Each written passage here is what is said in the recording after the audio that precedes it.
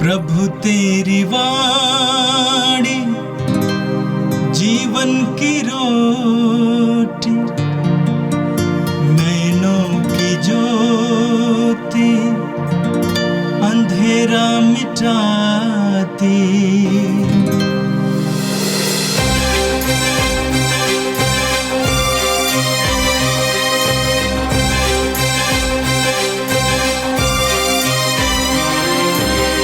प्रभु तेरी वाणी जीवन की रोटी, नैनों की ज्योति अंधेरा मिटाती। प्रभु तेरी वाणी जीवन की रोटी, नैनों की ज्योति अंधेरा मिटाती। वाणी वाणी वाणी वाणी वाणी पवित्र है, शाश्वत है, जीवन का मन्ना है। 18 अक्टूबर शुक्रवार। पहला पाठ तिमोथी के नाम संत पौलुस का दूसरा पत्र, अध्याय 4 पद संख्या 10 से 17 तक। केवल लूकस मेरे साथ है। देमास इस संसार की ओर आकर्षित हो गया और वह मुझे छोड़कर थेसालिके चला गया। फ्रांसिस गलातिया चला गया और तीतुस दलमतिया। केवल लूकस मेरे साथ है। मार्कुस को अपने साथ लेकर आओ, क्योंकि मुझे सेवा कार्य में उससे बहुत सहायता मिलती है। मैंने तुकियाकुस को एफेसस भेजा। आते समय लबादा, जिससे मैंने त्रोआस और कारपुस के यहाँ छोड़ दिया था, और पुस्तकें विशेषकर चर्मपत्र लेते आओ। सिकंदर मेरे साथ बहुत अन्याय किया है, प्रभु उसको इसका फल देगा। तुम भी उससे सावधान रहो, क्योंकि उसने हमारी शिक्षा का बहुत विरोध किया है। जब मुझे पहली बार कचहरी में अपनी सफाई देनी पड़ी तो किसी ने मेरा साथ नहीं दिया। सबों ने मुझे छोड़ दिया। आशा है उन्हें इसका लेखा देना नहीं पड़ेगा, परंतु प्रभु ने मेरी सहायता की और मुझे बल प्रदान किया, जिससे मैं सुसमाचार का प्रचार कर सकूं और सभी राष्ट्र उसे सुन सकें। यह प्रभु की वाणी है। संत लूकस के अनुसार पवित्र सुसमाचार अध्याय 10 वाक्य 1 से 9 तक। इसके बाद प्रभु ने अन्य 72 शिष्य नियुक्त किए, और जिस जिस नगर और गांव में वे स्वयं जाने वाले थे, वहां 2-2 करके उन्हें अपने आगे भेजा। उन्होंने उनसे कहा, फसल तो बहुत है, परंतु मजदूर थोड़े हैं। इसलिए फसल के स्वामी से विनती करो कि वह अपनी फसल काटने के लिए मजदूरों को भेजे।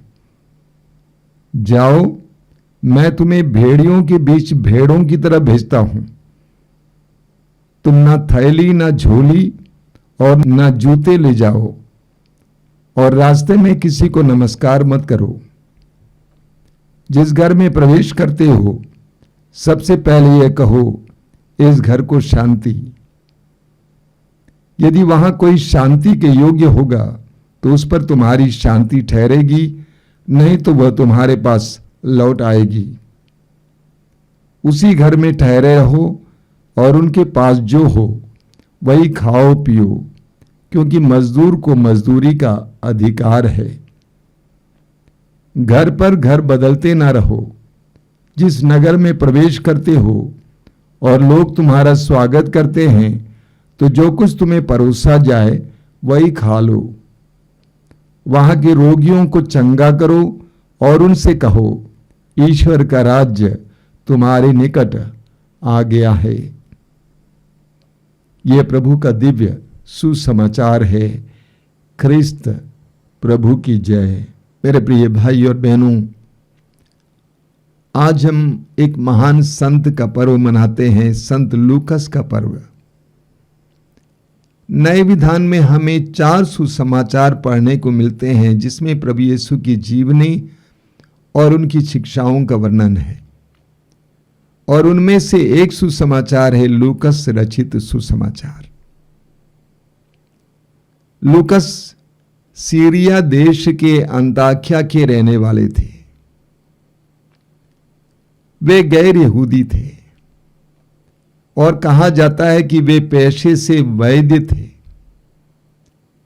जब संत पौलुस दूसरी बार सुसमाचार की घोषणा के लिए अंताख्या पहुंचे, लूकस से मुलाकात हुई और पौलुस से सुसमाचार सुनकर लूकस ने यीशु पर विश्वास किया और यीशु को ग्रहण किया। उस समय से लूकस पौलुस के साथ रहे। पौलुस के सुसमाचार की यात्राओं में लूकस एक सहयोगी की तरह उनके साथ रहे। और विशेष करके जब पौलुस दुख पीड़ाओं से गुजर रहे थे, उन सारे क्षणों में लूकस उनके साथ थे।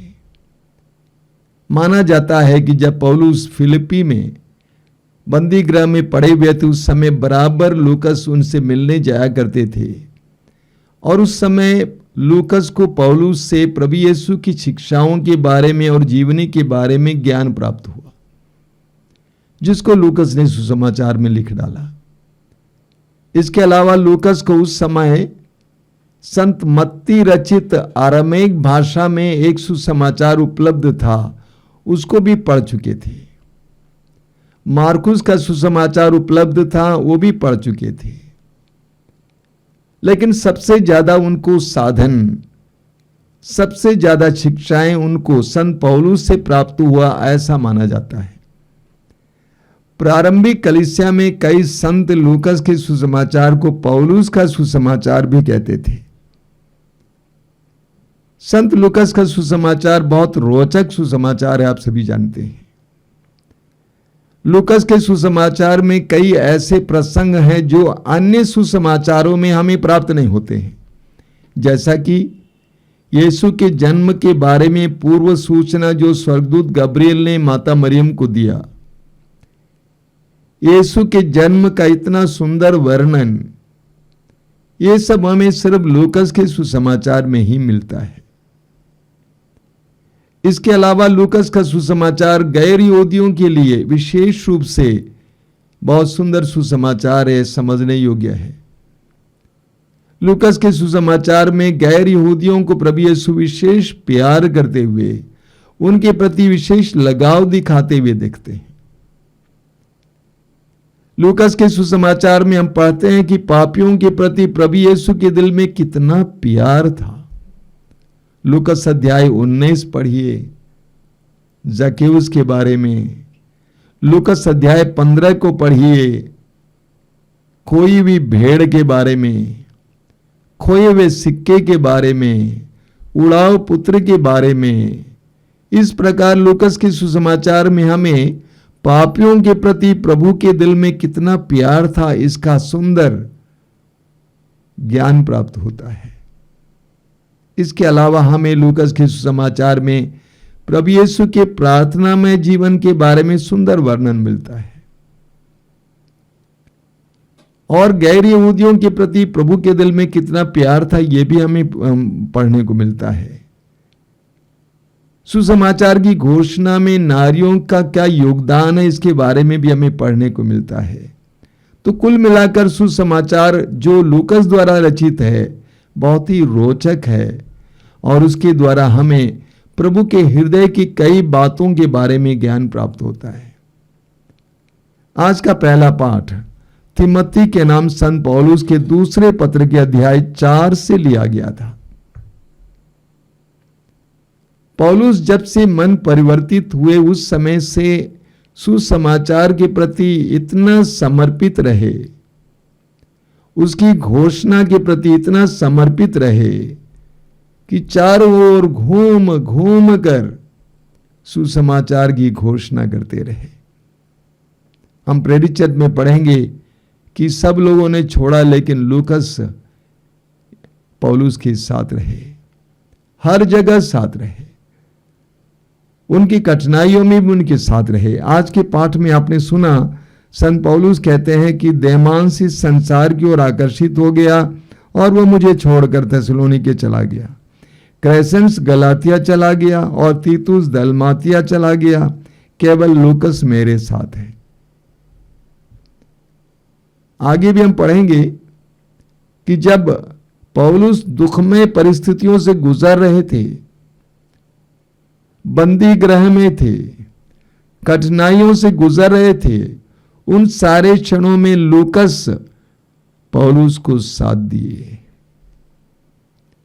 आज संत लूकस का पर्व मनाते समय हम संत लूकस की विशेष मध्यस्थता द्वारा हम प्रार्थना करें कि प्रभु हमें सुसमाचारों के प्रति लगाव दें, सुसमाचारों को अपनाने के लिए, सुसमाचार के अनुसार जीवन जीने के लिए कृपा दें, सुसमाचार के लिए दुख भोगने के लिए हमें धैर्य प्रदान करें, सुसमाचार के लिए दुख भोगने वाले लोगों के प्रति हमें प्यार दें और उनकी मदद करने के लिए शक्ति दें। और आज का सुसमाचार संत लूकस के सुसमाचार की अध्याय 10 से लिया गया था। आज के सुसमाचार में हमने देखा कि कैसे प्रभु यीशु 72 शिष्यों को सुसमाचार की घोषणा के लिए भेजते हैं।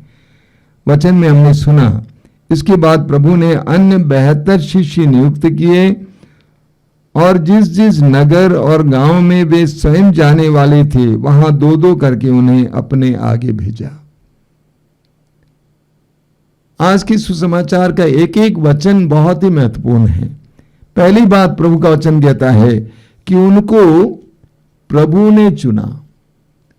सुसमाचार की घोषणा के लिए प्रभु ने 72 शिष्यों को चुना और उनको भेजा। वचन में लिखा हुआ है, जिस जिस नगर और गांव में वे स्वयं जाने वाले थे वहां उनको भेजा। सुसमाचार के सेवक और सेविकाएं मात्र उद्घोषक हैं। वे कम महत्वपूर्ण हैं, यीशु ज्यादा महत्वपूर्ण है। इसीलिए जहां यीशु जाने वाले थे वहां पर उनको भेजा। दूसरी बात, प्रभु ने उनको 2-2 करके भेजा। कलीसिया सामुदायिक है। हम अकेले अकेले काम करने के लिए नहीं बुलाए गए हैं। हम सामूहिक हैं, हम सामुदायिक हैं। 2-2 करके भेजा। क्यों 2-2 करके भेजा? एक व्यक्ति जब बोल रहा है दूसरा व्यक्ति उसके लिए प्रार्थना करेगा, उसको साथ देगा। तीसरी बात, प्रभु ने कहा फसल तो बहुत है परंतु मजदूर थोड़े हैं। ये एक सच्चाई है, आज भी एक सच्चाई है। फसल तो बहुत है, सुसमाचार के इंतजार में बहुत सारे लोग हैं, लेकिन मजदूरों की कमी है। अफसरों की कमी नहीं है, कलीसिया में अफसरों की कमी नहीं है, बल्कि मजदूरों की कमी है। जो खेत में जाने वाले हों, जो परिश्रम करने वाले हों, जो लोगों के करीब जाने वाले हों, जो परेशानियां मोल लेने वाले हों, ऐसे लोगों की कमी है। इसीलिए प्रभु ने कहा कि फसल के मालिक से प्रार्थना करो कि वो मजदूरों को भेजें। आगे प्रभु ने कहा, जाओ मैं तुम्हें भेड़ियों के बीच भेड़ों की तरह भेजता हूं। भेड़ों के बीच भेड़ियों की तरह नहीं, बल्कि भेड़ियों के बीच भेड़ों की तरह भेजता हूं। यानी प्रभु कहते हैं कि संसार भेड़िए की तरह है, लेकिन तुम भेड़ों की तरह यानी नम्रता पूर्वक उनके पास जाओगे। तुम घमंड के साथ नहीं जाओगे कि तुम्हारे पास ज्ञान है, तुम्हारे पास सब कुछ है, बल्कि नम्रता पूर्वक जाओगे, भेड़ों की तरह उनके पास जाओगे। आगे प्रभु कहते हैं, तुम ना थैली ना झोली और ना जूते ले जाओ और रास्ते में किसी का नमस्कार मत करो। अपने उद्देश्य को बराबर अपनी आंखों के सामने रखो। तुम एक मिशन पे निकले हो, तुम इधर उधर बातचीत में समय बर्बाद नहीं करोगे और ना ही तुम ढेर सारा सामान लेकर जाओगे। तुम्हारे लिए सब कुछ का प्रबंध किया जाएगा। आगे प्रभु कहते हैं, जिस घर में प्रवेश करते हो सबसे पहले यह कहो, इस घर को शांति। प्रभु यीशु का हर शिष्य शांति का वाहक है। समाज को और लोगों को शांति देने के लिए हम भेजे जा रहे हैं, घायल करने के लिए नहीं भेजे जा रहे हैं। कई लोगों के सुसमाचार की घोषणा द्वारा वे लोगों को घायल करते हैं। हम पट्टी बांधने के लिए, मलहम लगाने के लिए जा रहे हैं, शांति का संदेश लेकर जा रहे हैं। यदि वहां कोई शांति के योग्य होगा तो उस पर तुम्हारी शांति ठहरेगी, नहीं तो वो तुम्हारे पास लौट आएगी। प्रभु कहते हैं तुम्हारा संदेश शांति है। अगर उस घर में कोई ग्रहण करने योग्य होगा तो वे ग्रहण करेंगे, वरना वो शांति तुम्हारे पास वापस आ जाएगी। लेकिन तुम्हारा संदेश तुम नहीं बदलोगे, तुम्हारा संदेश है शांति। उसी घर में ठहरे रहो और उनके पास जो हो वही खाओ पियो, क्योंकि मजदूर को मजदूरी का अधिकार है। अन्य सुसमाचारों में भी प्रभु यीशु यही बात कहते हैं, जिस घर में जाते हो उस घर में रहो, मेहमान बनकर मत घूमो यहां वहां, और उनके पास जो कुछ है वो खाओ। अगर वे गरीब हैं, उनके पास देने लायक तुम्हारे लिए इतना ही है, उसको खाओ। वे जो कुछ खाते हैं उसी को खाओ। घर पर घर बदलते ना रहो। जिस नगर में प्रवेश करते हो लोग तुम्हारा स्वागत करते हैं, तो जो कुछ तुम्हें परोसा जाए वही खा लो। दूसरी बार प्रभु कहते हैं कि लोगों के पास जो है वही खाओ, यानी तुम समान बनो, उनकी तरह बनो। यीशु हमारे बीच उतर आए और हमारी तरह बने।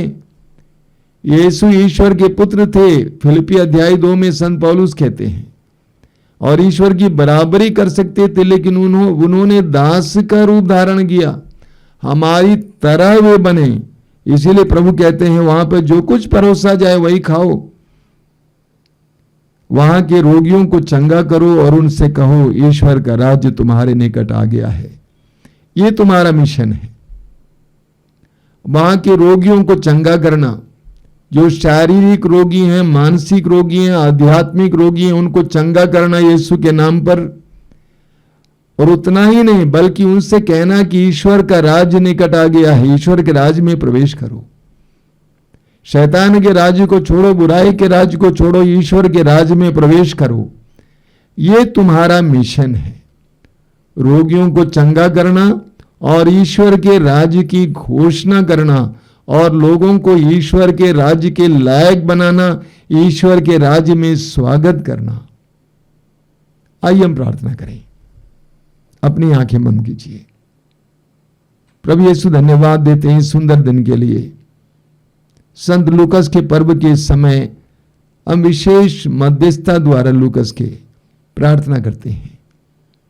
हमें भी तेरे सुसमाचार के प्रति लगाव प्रदान कर। तेरे सुसमाचार की घोषणा करने के लिए हमें से हर एक व्यक्ति को इस्तेमाल कर। हम जहां रहते हैं, जहां जाते हैं, वहां पर अपने जीवन के द्वारा, अपनी बोली के द्वारा, अपने कार्यों के द्वारा तेरे सुसमाचार के साक्षी बनने के लिए कृपा दे। ये प्रभु यीशु इन वचनों को सुनने वाले मेरे भाई बहनों को आशीर्वाद देना। आज का पूरा दिन उनके लिए कृपा का दिन बने, आशीष का दिन बने। हमारी इस प्रार्थना को ग्रहण कर। आमीन। प्रभु तेरी वाणी जीवन की रोटी, नैनों की ज्योति अंधेरा मिटाती। वाणी वाणी वाणी वाणी वाणी पवित्र है, शाश्वत है, जीवन का मन्ना